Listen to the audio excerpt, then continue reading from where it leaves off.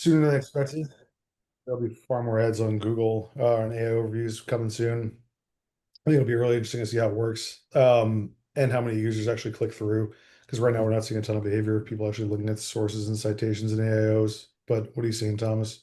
Yeah, I'm really interested in when it's going to get rolled. Like AI Search Max specifically is going to get rolled out to everyone.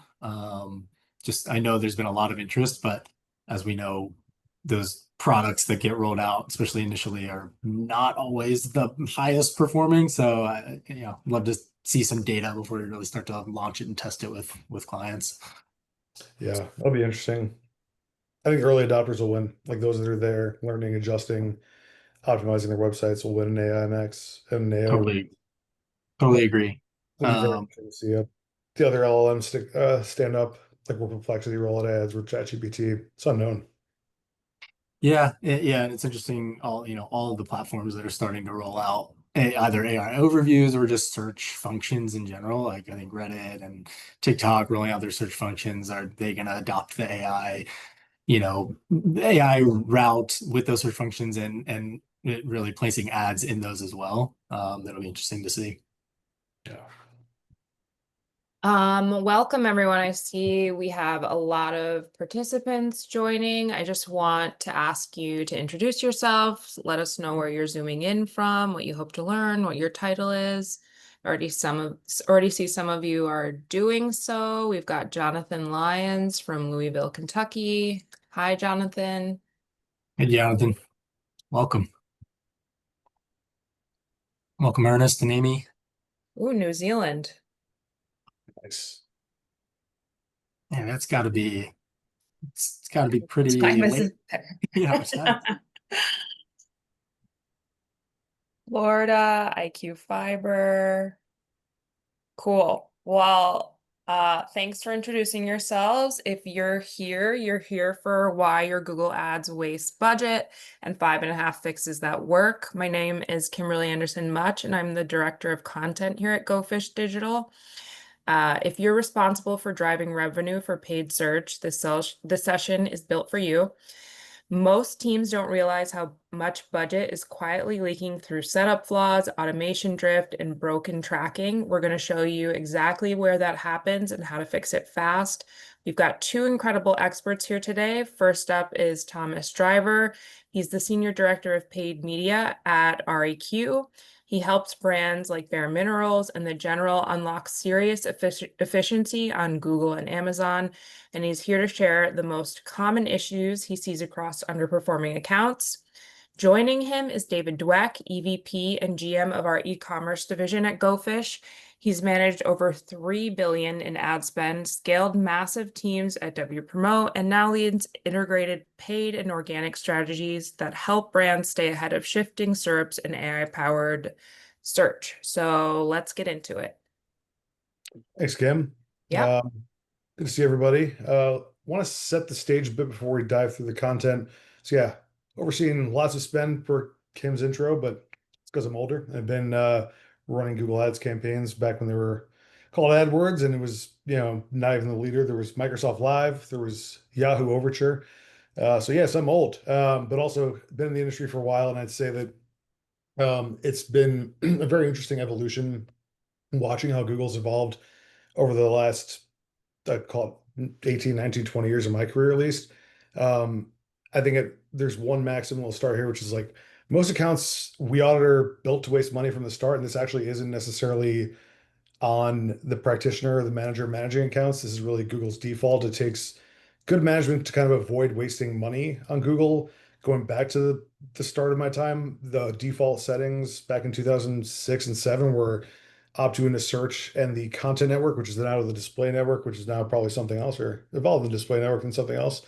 But ultimately, like it was, we'd see clients blowing tons of money on display ads without even realizing it because the default settings were kind of pushing you that way. So there's just short traps and low-hanging fruit in terms of account settings that really avoid some of the ways that Google will get you to spend money that really isn't going to add dollars to your bottom line. The next is their pivot towards automation, namely with keyword matching. It makes tracking ways to spend harder to catch and your AI campaigns more expensive. The biggest pivot, I think, for me in my career in terms of my vantage point or view of Google and Google Ads. Probably came over the last 5 years. Prior to that, they'd roll out all these different automated products. There was enhanced CPCs, enhanced conversions, all these different bidding methods that frankly did waste a lot of money and didn't work. So every time Google started rolling out more automation and automated workflows, really in the last 5 years, there was a deep level of skepticism, but it does work. Their automation is really best in class. Products like PMax work extremely well. It just takes good practitioners being hands-on and understanding how to make the most of campaign types like PMax or demand gen that are very automated and to make the most of them. A lot of it's making sure you have the right data flowing into the platforms, right sort of conversion tracking. We'll go through all this, but automation now does work far better in Google. Most audits, we uncover 15 to 30% of misaligned spend and the ability to really reinvest that amount of money based on any of our audits back into campaigns to drive more outcomes or back out of Google to other tactics that might make more sense for a given advertiser to invest in. So there's usually low-hanging fruit in the things we see. We run our own internal audits against our campaigns and our accounts to make ourselves as audit-proof as possible, but ultimately there's always some low-hanging fruit that a fresh pair of eyes can see to really push an advertiser in the right direction. Um, we find that 25% or more budget go to relevant or low converting keywords and tactics. Again, so similar to the previous point, there's just a lot of low-hanging fruit to be able to optimize quickly on. We kind of look at like the inverse of a hockey stick, or I don't know, like a field hockey stick, where there's a lot to be gained in months 1 through 3 from new management, and then there's a lot of incremental tactics that we roll out over time, better ad copy testing, better landing page testing, more data flowing in, and more match market testing gives the ability to scale over time. But the real growth from clients we onboard comes in the first 1 to 3 months where we're able to drive massive impact. And then yeah, at GoFish, well, brands that smart Google's default settings. We outplay their competition, outperform their revenue goals without overspending. We'll walk through some of the ways we do that, but we're also offering free audits and also for certain qualified clients, free on-site SEO, because that's going to be something we talk about in a bit. But we've developed some in-house tools on our end that allow us to do best-in-class SEO work at a fraction of the price of the competition. And it's something that gives you a massive leg up in paid search and will be, frankly, what drives the majority of performance in the first couple of years of ads in AI overviews and ChatGPT. It will all predicate on relevance as Google's done throughout their advertising history as well. Like you can't rank well for something if you're not relevant to the search, you don't have a high quality score. So we know they're going to follow a similar maxim because they can't lose share to ChatGPT and other LLMs and other AI platforms, or continue to lose as much share. So they're going to have to make sure the ad products that they roll out are hyper relevant. And we think having very strong structured product feeds and structured data on your website and unique content will be the differentiators. So with that, I will kick it over to our first poll David, where can I yeah, interrupt you? You said sure. something that is interesting and unique to GoFish. You said that we can do SEO at a fraction of our competitors' price. Can you elaborate on that just a tiny bit as to why Absolutely. we're able to do that? So we've got an amazing thought leader and chief product officer that going back to 3 or 4 years ago developed an agentic AI workflow that basically does all of your on-site SEO for I think it's call it less than a tenth of the cost or 10% of what it would cost otherwise to get on-site SEO done because it's all automated, it's all predicated on Google's patents and where their search engine results are headed. So we feel one step ahead of the competition from an SEO perspective, and these workflows basically provide massive uplift to quality scores and lower CPCs on the paid side for the clients that are using our SEO services. So the tool is relatively turnkey, and within the first month of working with a client, we can give them on-site SEO recommendations for every single page on their website versus it having to be scattered out throughout the course of a year like a typical SEO campaign because it's done by AI and then validated by our experts on the SEO side. But it's something we can either hand off to clients or develop onto their WordPress sites or their Shopify sites in a pretty turnkey approach. So hopefully that helps answer it, Kim. Thank you. Of course. So kick off our first poll. How confident are you in your current Google Ads setup? Hopefully you're here because it's not confident or you don't have to be management. But like, yes, relatively confident works as well. Ultimately, I'm not going to lambast anybody for what their poll results are, but I'm more so curious. Yeah, I would say even if you are confident, there's always something to be identified. I can pretty much guarantee. So, yeah, but interested to see what the results say here. Cool. Well, in the poll, we've got a bunch of votes in. The results look like this. There's 19% of people said very confident, 56 were somewhat, 22 not confident, and one individual doesn't actively manage it. So hopefully you know who does. But basically what we would have expected. So thanks everyone for participating. I'll kick it over to Thomas, who's going to go through our first leak, which is targeting without intent. Great. Thanks so much, David. So yeah, let's talk a little bit about this first leak, targeting without intent. Uh, Basically, when we are going through the audit process, oftentimes what we find are these types of leaks that can definitely be prevented. Um, the way that Google search has kind of evolved really allows, users, practitioners, just a lot easier of a way to build out campaigns, right? So they have in Google Ads what's called the Express kind of campaign builder function. So by using that, there are a lot of just default settings that get applied, as David mentioned before. But by defaulting to those, this is where leaks can happen. So one being broad match kind of keyword targeting, another being just general automation, whether it's optimized or expanded optimization and expanded targeting in general. What that leads to are low intent clicks and just unqualified traffic. And so ultimately what you get is a lot of traffic to the site, but people, high bounce rates, people getting to your site and not converting or not even interested in what it is that you're offering, whether it's information or a product and service. So another piece of this is just adding in or implementing a really robust negative keyword strategy. What we find in our audit process is that either one or both of these things have not been ticked off in terms of that campaign development.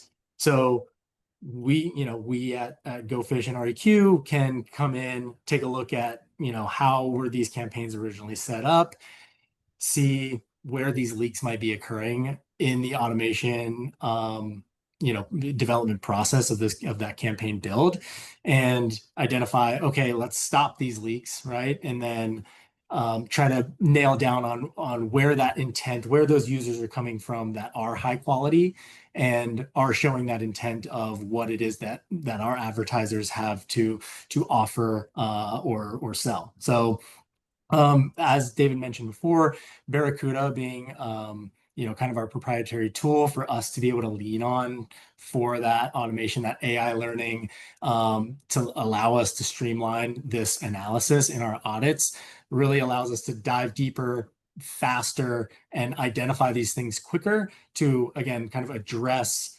where are these leaks happening so that we can implement different strategies and things around how we can find that savings and then reinvest that savings again in other campaigns or other channels that might be a little bit more effective and efficient.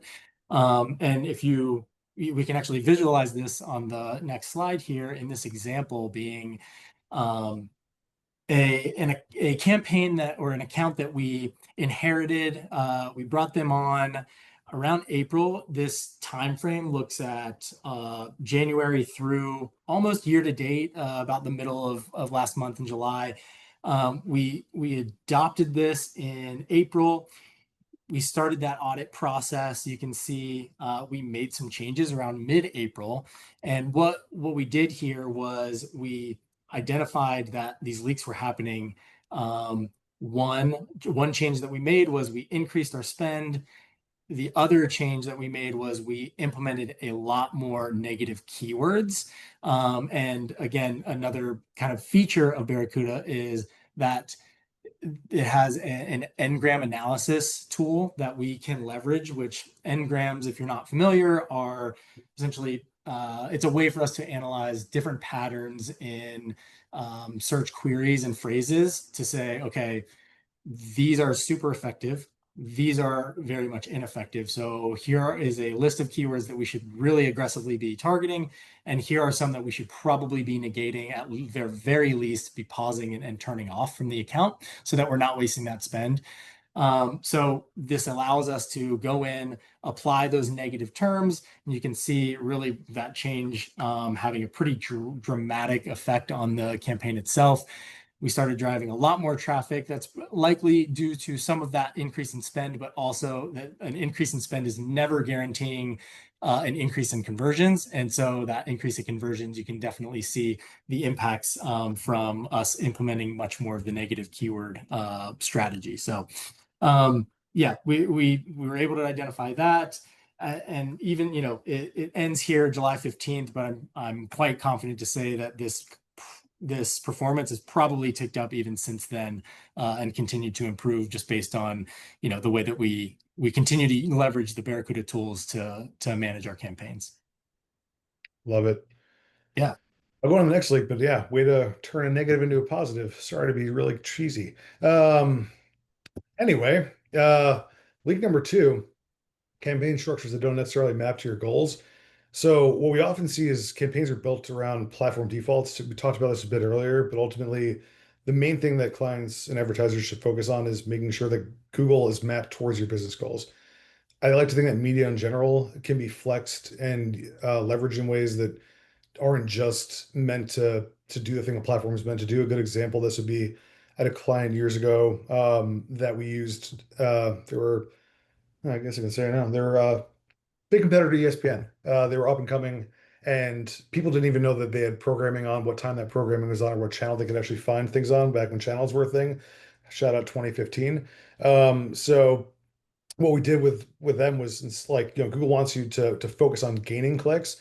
They didn't have a massive budget. We actually used our ads based on a certain geography user's geography to actually serve up either show times or channel information. So our site links would actually say if you're on Cox, if you're on Comcast, if you're on Dish, here's your actual channel number, so we can actually point people there without having to get them to click through, or just give them showtime information, which was the bulk of why people were visiting their website. So instead of using Google to actually drive clicks, we use it to serve up impressions and save as much money for our clients as possible to basically give channel information and drive tune in or people to actually watch the show.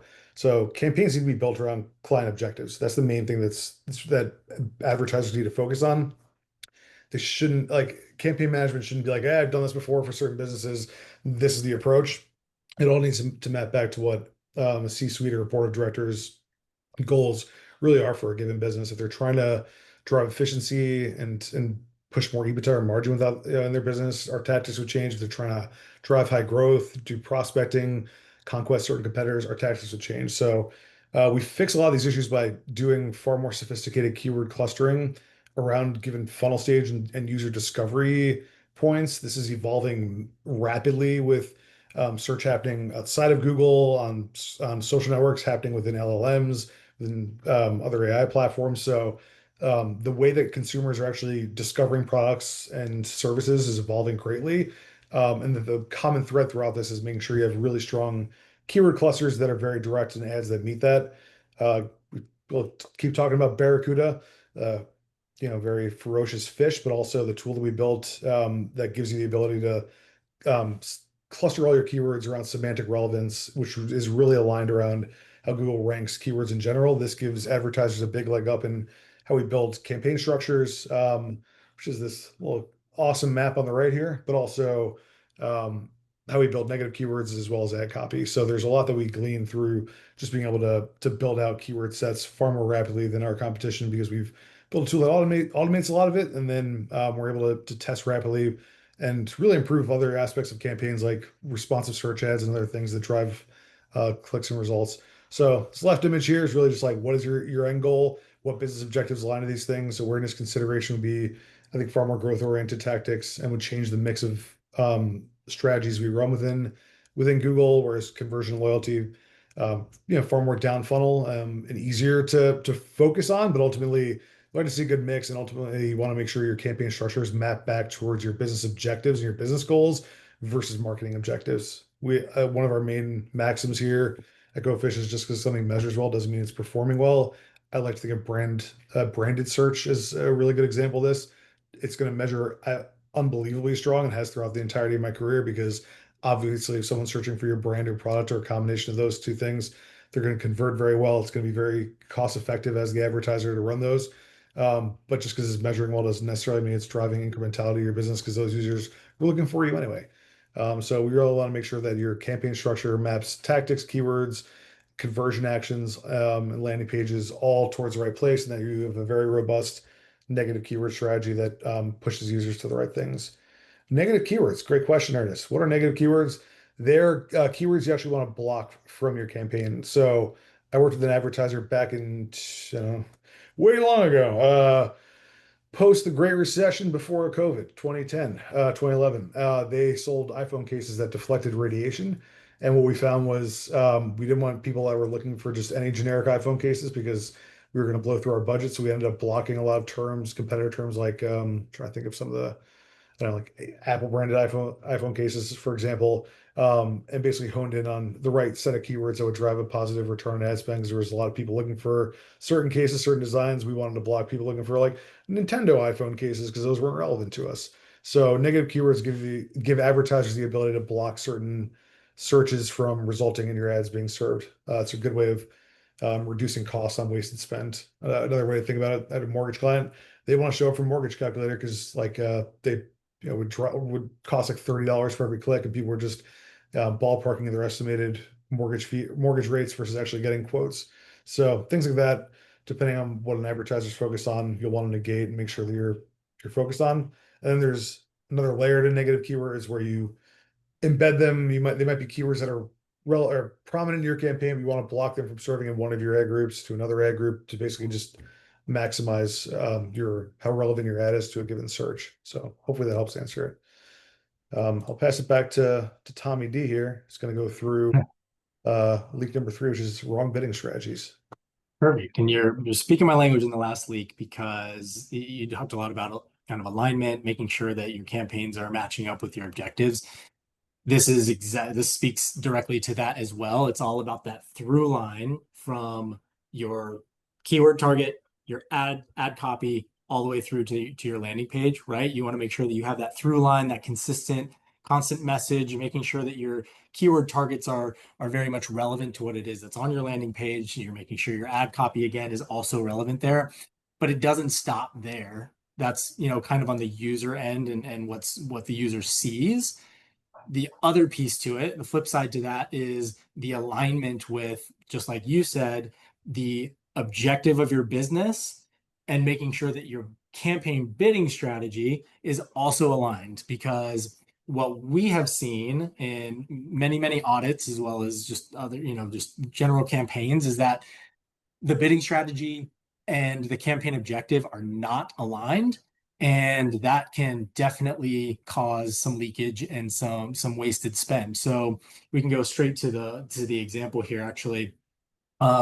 What we found in another recent campaign was, this is something that we launched recently, and the objective of this campaign was really more of an awareness play, just trying to get some brand awareness out there, some reach, and really just a little bit of a lot more traffic to the website. When we first launched it, it was really pretty minimal in terms of the amount of impressions we were serving, certainly the amount of clicks that we were getting. And so we went back into kind of analyze, okay, where did we maybe go wrong, or maybe not go wrong, but where did we misalign the objective and the build of this campaign? And what we found was, while there's this whole menu, you can see in the image on the left side, there's a menu of campaign bidding strategies. And essentially, when you build out a campaign, you want to select one of these. You want to make sure, again, that it aligns with your campaign objective. Now, sometimes your campaign objective can align with multiple bidding strategies within this menu. What we found in building and launching this campaign was that we misaligned this because we said, hey, let's use maximize clicks because we want to make sure, again, we're getting impressions out there, and we want the system to go for people who are going to be interested in, that impression, that ad copy, clicking through to the website. Well, that in choosing that, selecting that option, it kind of limited us. And again, we really weren't seeing the amount of impressions that we wanted. And that was just the system, again, optimizing and going after people who were really, really inclined to click through. Well, we wanted to increase our impression share. So what we did was we switched that, and you can see where we made that switch. It was kind of early or yeah, in that first or second week of July. And we said, okay, let's actually utilize target impression share instead. And we set that target impression share target at 90% to say, hey, we want really as many impressions out there as we can get. So you can see the impression share ramped up, and even those clicks. So we started to see higher click-through rates as well, kind of resonate from making that change. So again, ensuring that you're aligning your campaign objective with your bidding strategy, and then again going back to aligning keyword targets, your ad copy, and then the content on your landing page, and making sure everything has that through line is just extremely important. And again, we have plenty of tools that we can use to ensure that we are getting that analysis, identifying, where these campaigns need to be realigned, and so we don't have those leaks and wasted spend. I think we're going to jump straight into another poll here. Yep. We're curious with this next poll, where are you seeing the biggest challenges within your paid media budget or your paid search budget? Is it focus on conversion rates dropping or being low in general, your return on your ad spend, all coming from brand campaigns? Is it CPC inflation? It's been a big one. So inflation's everywhere in our real economy and our ads economy. PMAX, Performance Max being unclear or not sure. It's hard to tell what's working. A lot of votes. Appreciate all the participation. Makes it easier. Cool. We're at relative statistical significance. I'll end the poll if you didn't get to vote.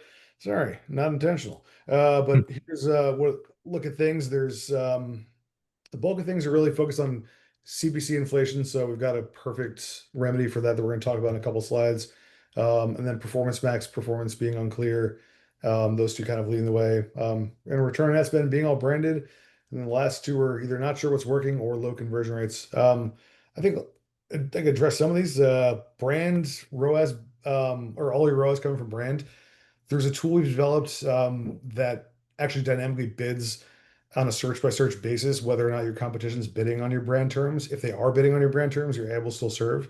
And if they're not, you're showing up first organically, it'll actually pause your campaigns. There's a way to actually, basically stop yourself from spending on keywords and bids or campaigns, sorry, keywords and searches that are actually going to convert anyway because they're branded, and then actually capturing that via organic. So there's tools that we have that basically dynamically reinvest your brand spend into non-brand spend and give you the ability to drive far more incrementality. And the beauty there, David, is there are other tools definitely out there that I've seen that charge an absolute arm and a leg to do this. So the fact that we have the ability to do that in-house is to do that analysis and again reallocate any kind of spend, is definitely a huge benefit to us. Yeah, nailed it on the head. We have other tools I've worked with, yeah, charge you 10% of what you would have otherwise spent as their fee. And for clients spending a lot on brand terms, it can be a lot. But yeah, ours is nominal.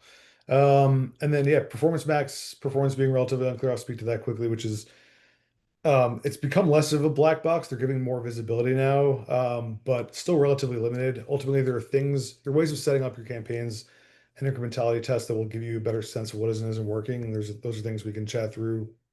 If anyone wants to give us time to go through and audit their accounts, we can dive in there for sure. And if you don't know what's working, we'll let you know what is and isn't working through audits as well. So leak number 4, it's either broken or missing conversion tracking. This is a common issue and can occur in a number of ways. Ultimately, you want to have the most accurate sources of truth piping into your Google Ads accounts, and you also want good proxies piping in as well. So a good example of this would be for e-commerce clients.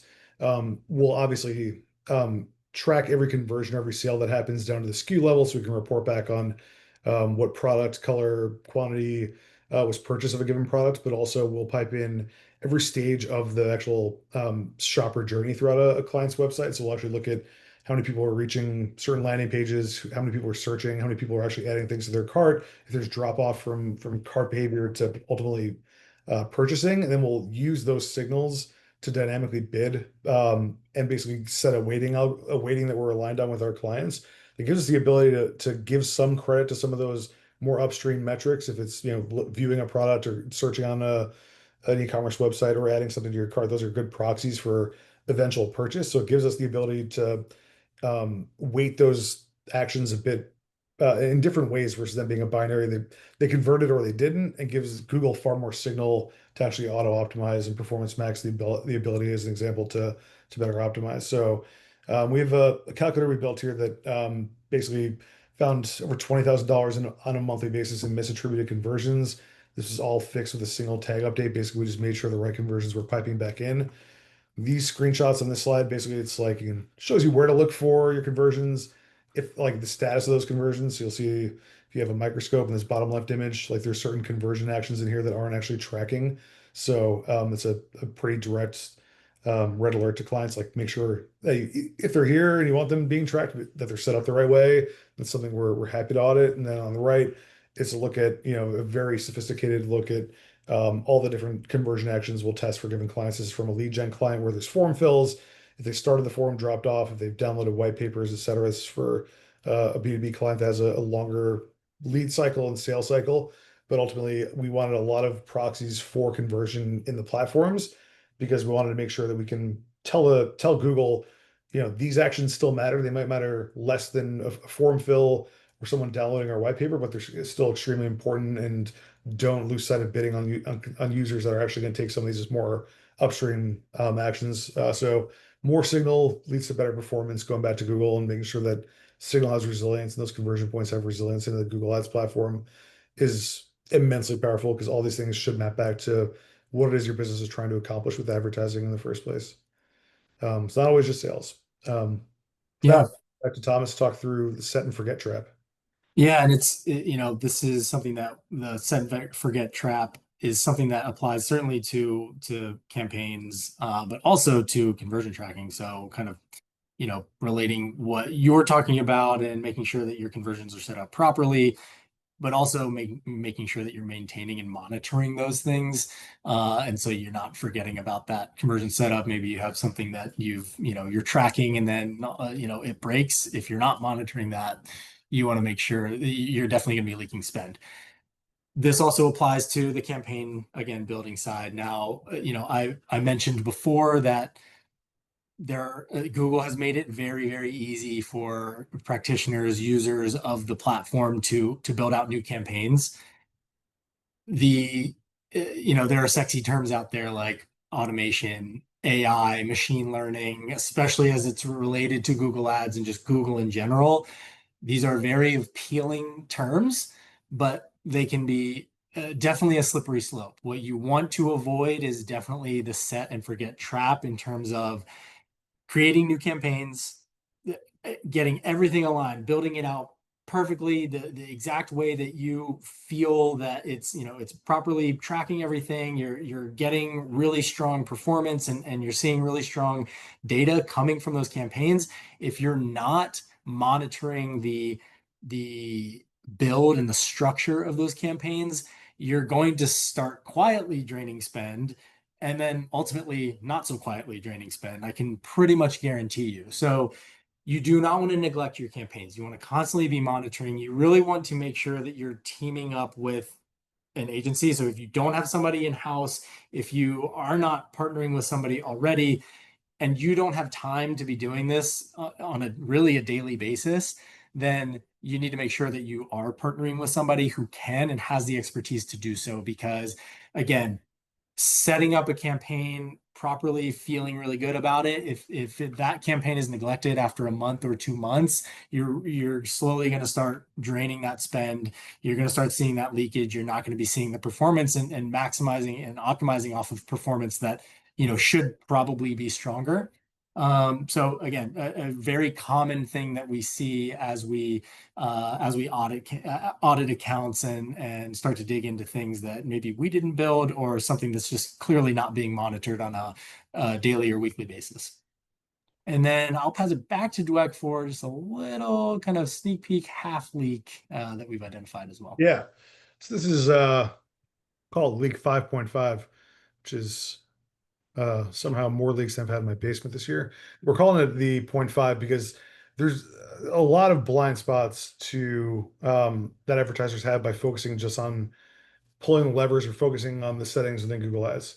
So much of the performance advertisers can realize or don't realize has to do with how everything around Google Ads is actually set up and functioning. So this example here is really around on-site SEO. uh, CPC inflation being one of the largest concerns that people put in the poll results isn't shocking. It's been rapidly increasing. And a lot of this can be remedied through much stronger on-site SEO. So the same signals that help you rank well organically will also reduce your CPCs and increase your quality scores, and do those things simultaneously. But our clients that invest in both paid search and SEO for a holistic search program get the benefit of really lowering their costs and having an unfair advantage compared to other advertisers who aren't focused there. As a paid search practitioner, paid media practitioner throughout my career, I think it's hard to train teams to think outside of the box or outside of what's right in front of them within a platform. And there's a lot of things that impact performance, on-site SEO, how well structured your product feed is, how often you're testing your content in your on your website and on your product feed, how strong your creative is really within Google. That matters a ton now with Performance Max and Demand Gen being, relatively social adjacent products with video and display as components of those things. So making sure that you can really monopolize and capitalize on your own website and the user experience will matter immensely, but also those signals matter to Google. So they will lower your costs over time. So again, Barracuda, our tool, will do all your on-site SEO at an expert level. And it's something we're offering for a limited time this summer through the end of August as a bundled package for certain clients that qualify. We'll give you all your on-site SEO for free as part of a campaign because it will also just help our teams perform better on the paid side. This is a look at the tool itself or one of the components of the tool itself, where it actually shows um, how many unique queries we can generate that are relevant. It helps us build better keyword and ad copy. But more importantly, after we run Barracuda and actually optimize the website, which we were able to do in weeks, your quality scores improve dramatically, and the amount of money you're able to save on your ad spend improves dramatically.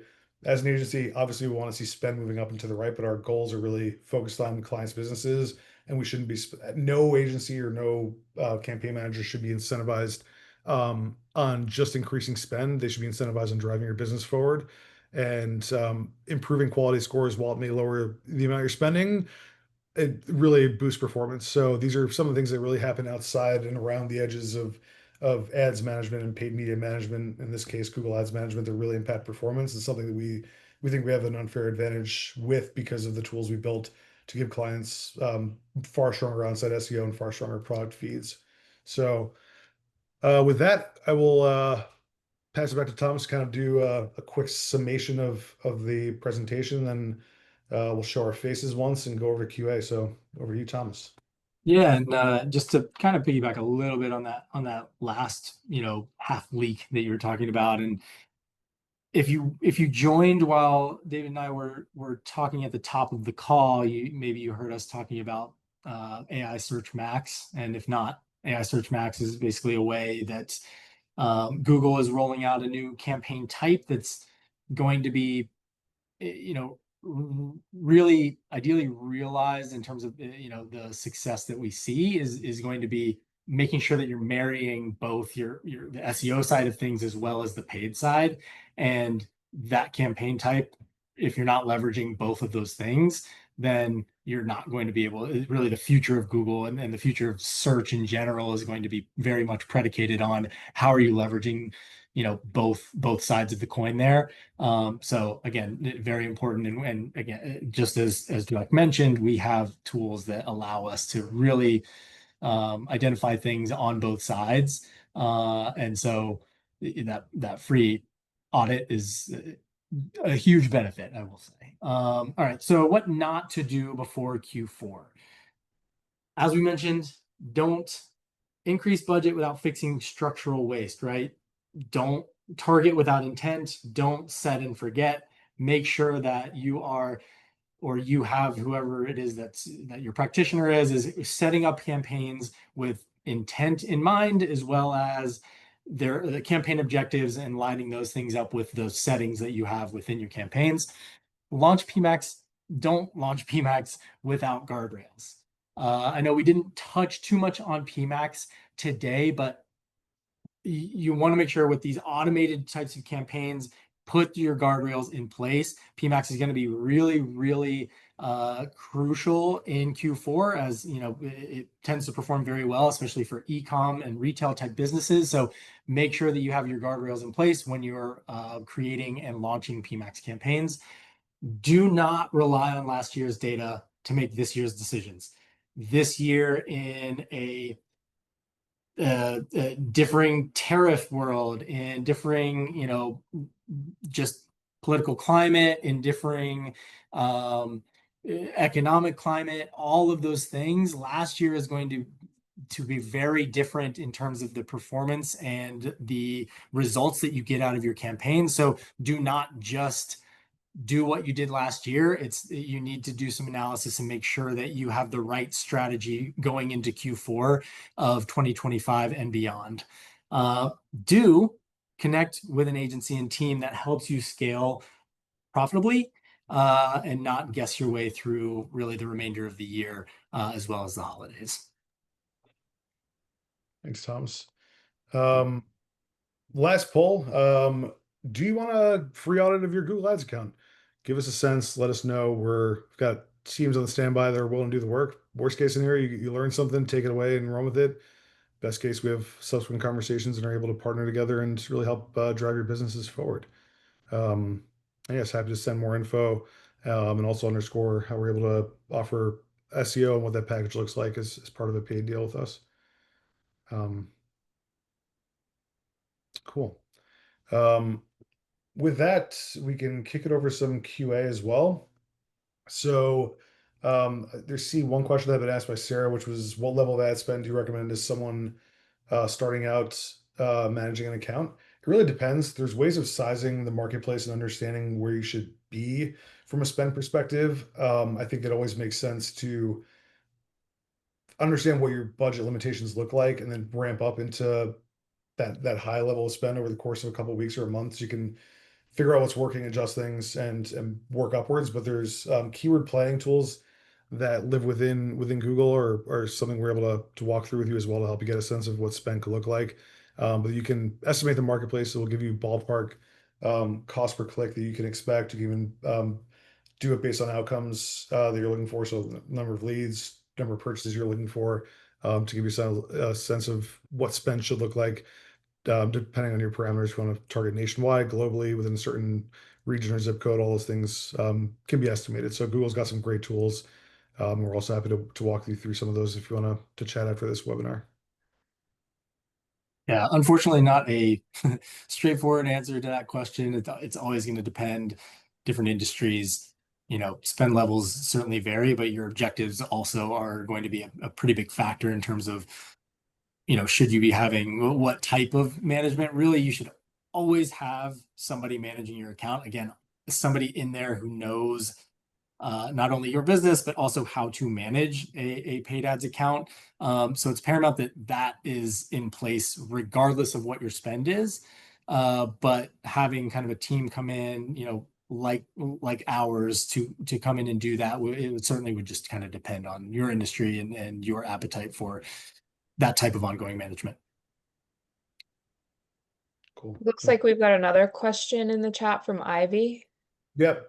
So learning more about our dynamic bidding strategy that usually applies towards brand campaigns, ask if it's a tool or a script that we use. We've developed a tool in-house that is part of our paid management offering, so we don't charge extra for it. It's leverages Google's API that we have access to, and some of the tools we pay for that give us a sense of who's serving up ads and who's ranking organically at any given moment, and who being an advertiser here. So yeah, happy to discuss that further if you want to connect offline. But yeah, there's it's a tool that we've developed as part of our tool suite to give our clients a bit more of an unfair advantage in the marketplace. There are other tools in the marketplace, but I'm not sure they're priced pretty aggressively, to what Thomas said. But there's one we're familiar with through a company called Revim as well. But again, uh, very pricey for the outcomes. We think there's ways of doing it at a lower cost that are more accretive, and there's also ways of using those tools beyond just branded and like non-brand searches. There's ways of competitively conquesting that I think are far more beneficial to clients. So ultimately allows you to serve up your ads when an advertiser isn't bidding on their own brand dynamically, because they're oftentimes advertisers won't have 100% impression share on their on all their brand keywords, and it gives us the ability to actually conquest far more cost effectively than ever before, because generally it's very expensive to do so, but the tool we built allows advertisers to take advantage of white space on competitive searches. Awesome. I've got a couple more in the Q&A. Are there signs that our conversion tracking is broken? What should people be looking for? Sure. I can skip back a couple slides quickly. There's this tab here. So if you go into your tools and settings within Google Ads, you can click on your conversions and it'll give you this view, which will actually show you in this. They'll have a column there. It's called tracking stats, which will tell you whether or not you're tracking the conversions that you're actually seeking to track or that are set up in the platform. So that's one way of diagnosing it. I think another is understanding how the numbers that are actually within your platform, your conversion numbers, your revenue numbers, lead numbers in your platform are actually correlating to your source of truth for your business overall. So for Shopify advertisers, for example, we have seen discrepancies in terms of some of the ways that revenue is calculated in Google and how it's calculated on Shopify. That just forced us to connect Shopify directly into Google to give Google better signal on actual purchases. But yeah, like the secondary way of actually auditing those things would be making sure that the numbers don't seem to deviate a ton from what you know to be the truest source or the truest sense of the healthier business. Great. Another one, we run a lot of branded search. Is this a waste of money? Question I've gotten the entirety of my career. It may or may not be. So I think the tool that we're alluding to, which basically dynamically turns on and off your brand searches based on competitive bidding on your brand, is the most robust way of going at protecting the fort and bidding on your brand while also saving as much money as you can to reinvest into non-brand search, into performance max or other tactics, or just back to your bottom line.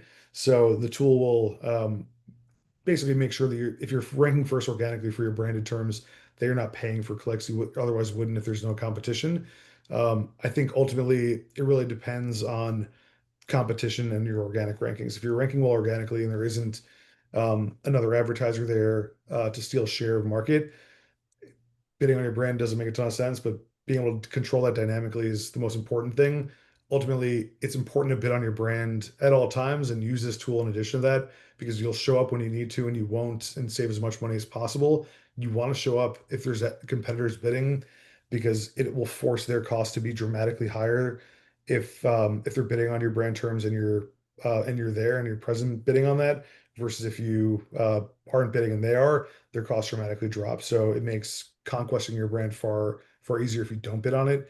So our best practice is really have a presence, protect the fort, but use our tools to basically give you all the spend back you otherwise would have gotten, or all the spend back for your brand campaigns back into the rest of your campaigns when you're there organically, because we found that there's little to no leak, pun, in terms of your spend or performance that goes to uh, not showing up. So like the rest of the traffic does go to your brand organically if you're there anyway for the most part. So that Yeah, both one approach works well. Yeah, Thomas. Yeah, one thing to add to that also is using this tool is really vital. It's just to make sure again that you're realizing those savings to not bid and serve when you shouldn't be.